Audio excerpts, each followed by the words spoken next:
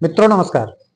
मित्रों, आज हम बात करेंगे भारत के सबसे विकसित और नगरीकृत राज्यों में से एक, अपनी भाषा और संस्कृति के विविधता के चलते देश में अपनी अलग और अनूठी पहचान रखने वाले दक्षिण भारत के एक प्रमुख राज्य तमिलनाडु की। मित्रों, तमिलनाडु शब्द तमिल भाषा के तमिल और नाडु यानी देश या वास स्थान से मिलकर बना है। मित्रों, तमिलनाडु को तमिलों का देश या तमिलों का घर कहते हैं। नाडु का शाब्दिक अर्थ गांव का समूह होता है।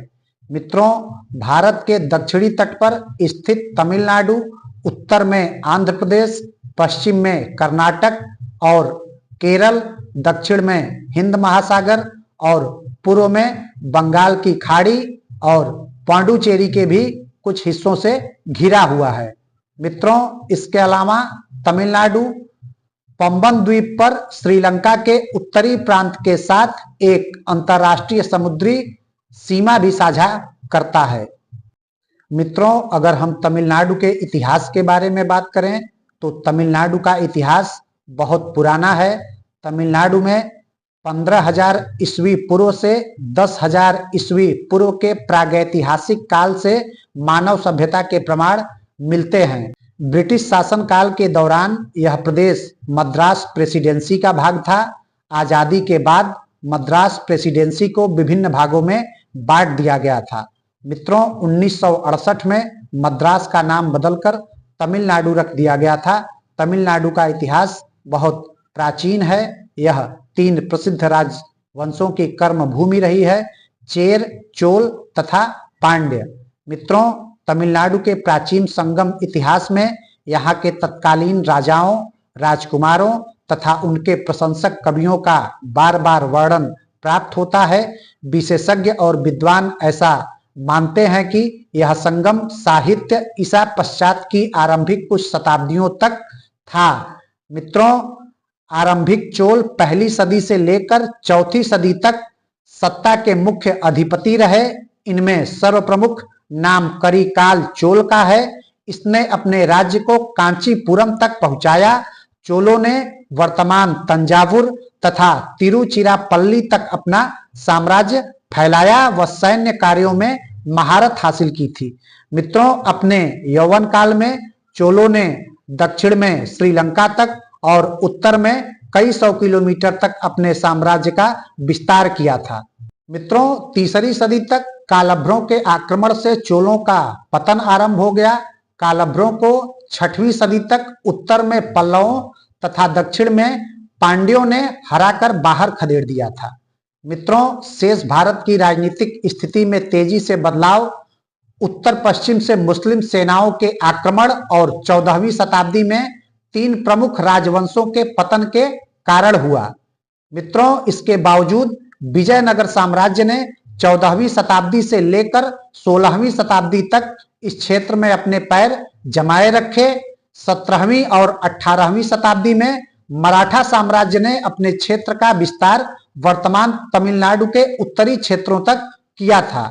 मित्रों, 18वीं शताब्दी के अंत में अंग्रेजों के आगमन के बाद 1901 में मद्रास प्रेसिडेंसी का गठन किया गया था, जिसमें दक्षिण भारत के अधिकांश राज्य शामिल थे और इस पर सीधे अंग्रेजों का शासन था।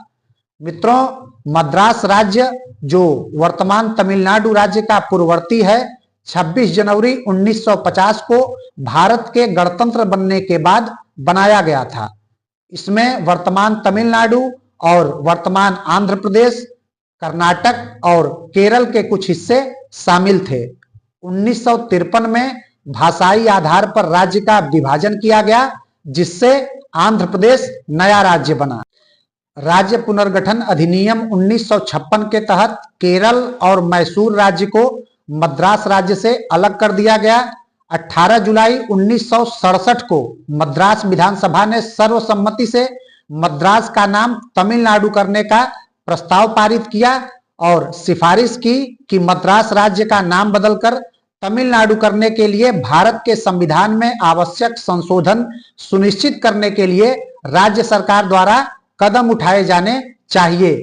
तदनुसार मद्रास राज्य नाम परिवर्तन अधिनियम 1968 का केंद्रीय अधिनियम 53 भारत की संसद द्वारा पारित किया गया और 14 जनवरी 1969 को लागू हुआ।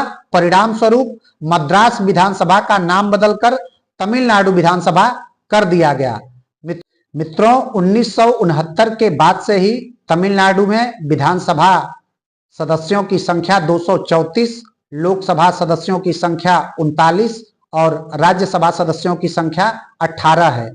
मित्रों, तमिलनाडु के प्रथम मुख्यमंत्री CN अन्ना दुरई थे और तमिलनाडु के सबसे ज्यादा अवधि तक मुख्यमंत्री के रूप में कार्य करने वाले मुथुवेल करुणानिधि थे, जिन्होंने 18 वर्ष 360 दिन तक तमिलनाडु का मुख्यमंत्री के रूप में कार्यभार संभाला था। मित्रों, वर्तमान मुख्यमंत्री करुणानिधि के बेटे मुथुवेल करुणानिधि स्टालिन हैं। मित्रों, अगर हम 2011 की जनगणना के हिसाब से तमिलनाडु की जनसंख्या की बात करें तो 7,21,38,958 है। अगर हम तमिलनाडु के कुल क्षेत्रफल की बात करें तो 1,30,058 वर्ग किलोमीटर है। मित्रों, यहाँ की 44% जनता नगरों में निवास करती है। यहाँ हिंदू 88.34%, ईसाई 6.08% और मुसलमान 5.57%। अगर हम प्रमुख भाषा की बात करें तो तमिलनाडु की प्रमुख भाषा तमिल है, जो यहाँ पर 89% लोगों द्वारा बोली जाती है। तेलुगु 5.66% लोगों द्वारा बोली जाती है। कन्नड़ 1.7% लोगों द्वारा बोली जाती है। उर्दू 1.5% लोगों द्वारा बोली जाती है। मतलब मित्रों, यहाँ पर हिंदी बोलने वालों की संख्या 1% भी नहीं है। मित्रों, भू आकृतिक रूप से अगर हम राज्य को देखें तो राज्य के पूर्वी समुद्री तट एवं उत्तर पश्चिम के पहाड़ी प्रदेश हैं। मित्रों, तमिलनाडु में विविध विनिर्माण क्षेत्र हैं और यह ऑटोमोबाइल और ऑटो घटक, इंजीनियरिंग, फार्मास्यूटिकल्स, परिधान, कपड़ा उद्योग, चमड़ा उत्पाद, रसायन, प्लास्टिक आदि जैसे कई उद्योगों में अग्रणी है। इसके अलावा मित्रों, कारखानों और औद्योगिक श्रमिकों के संख्या के मामले में यह राज्य भारत में पहले स्थान पर है। जैव उर्वरकों के उत्पादन और उनके उपयोग में भी तमिलनाडु का प्रमुख स्थान है। मित्रों, तमिलनाडु में देश के 60% शोधन कारखाने यहाँ पर स्थापित हैं। मित्रों, तमिलनाडु कपास धागे का सबसे बड़ा उत्पादक राज्य है। भारत के कुल उत्पादन का 41% तमिलनाडु से ही होता है। मित्रों, अगर हम तमिलनाडु के अर्थव्यवस्था की बात करें तो तमिलनाडु में कृषि, उद्योग और खनन तीनों ही अर्थव्यवस्था के आधार हैं। यहाँ की प्रमुख फसलें धान, ज्वार, रागी, बाजरा, मक्का, दालें, गन्ना, कपास, मूंगफली, सूरजमुखी, मिर्च, कॉफी, चाय, रबड़, काजू और नारियल हैं। राज्य के वनों में इमारती लकड़ी, चंदन, पल्पवुड और जलाऊ लकड़ी प्रचुर मात्रा में मिलती है। अगर हम पर्यटन के मामले में तमिलनाडु की बात करें तो तमिलनाडु में अपनी विविध संस्कृति और वास्तुकला और विभिन्न भौगोलिकताओं के साथ एक मजबूत पर्यटन उद्योग है। 1971 में तमिलनाडु सरकार ने तमिलनाडु पर्यटन विकास निगम की स्थापना की, जो राज्य में पर्यटन को बढ़ावा देने के लिए काम करता है। मित्रों, पर्यटन से संबंधित बुनियादी ढांचे के विकास के लिए यह नोडल एजेंसी के रूप में कार्य करता है। मित्रों, चेन्नई का मरीना बीच विश्व के सबसे लंबे बीचों में से एक है। बृहदेश्वर मंदिर तंजावुर, गंगकोंड चोलपुरम चोलों द्वारा निर्मित, महाबलीपुरम इसे मां मल्लपुरम भी कहा जाता है। इसके अलावा ऊटी, नीलगिरी की पहाड़ियां, चिदम्बरम, मदुरै, तंजावुर और कन्याकुमारी, यह कुछ ऐसे स्थान है जहां पर आप पर्यटन के लिए अवश्य जाएं। इसके अलावा मित्रों, भगवान शिव के 12 ज्योतिर्लिंगों में प्रमुख स्थान रखने वाले और भगवान श्री रामचंद्र जी द्वारा स्थापित रामेश्वरम भी वहीं पर स्थित है और यह भारत के 4 धामों में से भी एक है। मित्रों, अगर हम तमिलनाडु में पर्यटन क्षेत्र के बारे में बात करें तो तमिलनाडु में पर्यटन क्षेत्र काफी फल फूल रहा है और 2021 में घरेलू पर्यटकों के आगमन की संख्या के मामले में यह भारत में प्रथम स्थान पर था, तो विदेशी पर्यटकों के आगमन के मामले में यह पूरे भारत में 6वें स्थान पर था। मित्रों, अगर हम तमिलनाडु में परिवहन की बात करें तो तमिलनाडु का परिवहन तंत्र अपेक्षाकृत काफी विकसित है। राज्य में सड़कों की कुल लंबाई 2,71,000 किलोमीटर है, जिनमें से 6,805 किलोमीटर नेशनल हाईवेज हैं। मित्रों, राज्य में रेल तंत्र बहुत अच्छी तरीके से विकसित है और यहाँ रेल मार्गों की कुल लंबाई 5,952 किलोमीटर है। तमिलनाडु भारतीय रेल के दक्षिणी जोन में आता है। मित्रों, राज्य की राजधानी चेन्नई में मेट्रो रेल एवं शहर का रैपिड रेलवे सिस्टम मौजूद है। राज्य में तमिलनाडु राज्य परिवहन निगम बस की सेवाएं उपलब्ध करवाता है। मित्रों, राज्य का प्रमुख अंतर्राष्ट्रीय हवाई अड्डा चेन्नई में स्थित है, जो देश का चौथा सबसे व्यस्त हवाई अड्डा है।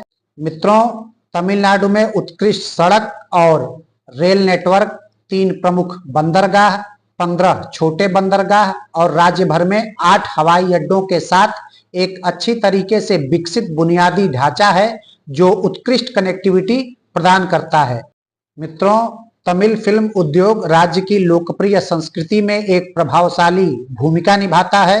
तमिलनाडु में सबसे ज्यादा व्यापक रूप से मनाया जाने वाला त्योहार पोंगल है, जिसे तमिझार, थिरुनाल या मकर संक्रांति भी कहते हैं।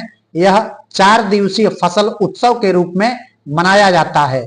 मामल्लापुरम, चितरय, जल्लूकट्टी, नाट्यांजलि, महामाधम, ये सब तमिलनाडु के कुछ प्रमुख त्योहार हैं। मित्रों, तमिलनाडु अपने प्रमुख व्यंजनों के लिए भी प्रसिद्ध है।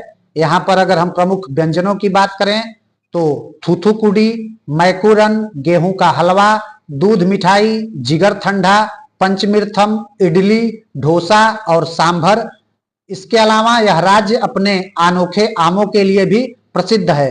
मित्रों, अगर हम तमिलनाडु के प्रमुख नदियों की बात करें तो पालार, कावेरी, वैगेई, चेय्यर, पोन्नियार, मेयार, ये कुछ प्रमुख नदियां हैं। अगर हम प्रमुख विश्वविद्यालयों की बात करें तो मद्रास विश्वविद्यालय चेन्नई, अन्नामलाई विश्वविद्यालय मदुरई, कामराज विश्वविद्यालय मदुरई, आईआईटी मद्रास, चेन्नई, आईआईएम तिरुचिरापल्ली। अगर हम प्रमुख बंदरगाहों की बात करें तो चेन्नई और तूतीकोरन। प्रमुख रेलवे स्टेशंस की बात करें तो चेन्नई, मदुरई, तिरुचिरापल्ली, कोयम्बटूर। अगर आप प्रमुख हवाई अड्डों की बात करें तो चेन्नई, तिरुचिरापल्ली और कोयम्बटूर में प्रमुख हवाई अड्डे हैं। मित्रों, तमिलनाडु भारत का एक बहुत ही महत्वपूर्ण और अपनी संस्कृति और भाषा की विविधता के चलते एक अलग पहचान रखने वाला राज्य है। मैंने आज इस वीडियो में तमिलनाडु के बारे में आपको ज्यादा से ज्यादा बताने की कोशिश की। मित्रों, आज के लिए इस वीडियो में इतना ही। मिलते हैं कल किसी और वीडियो में। तब तक के लिए नमस्कार।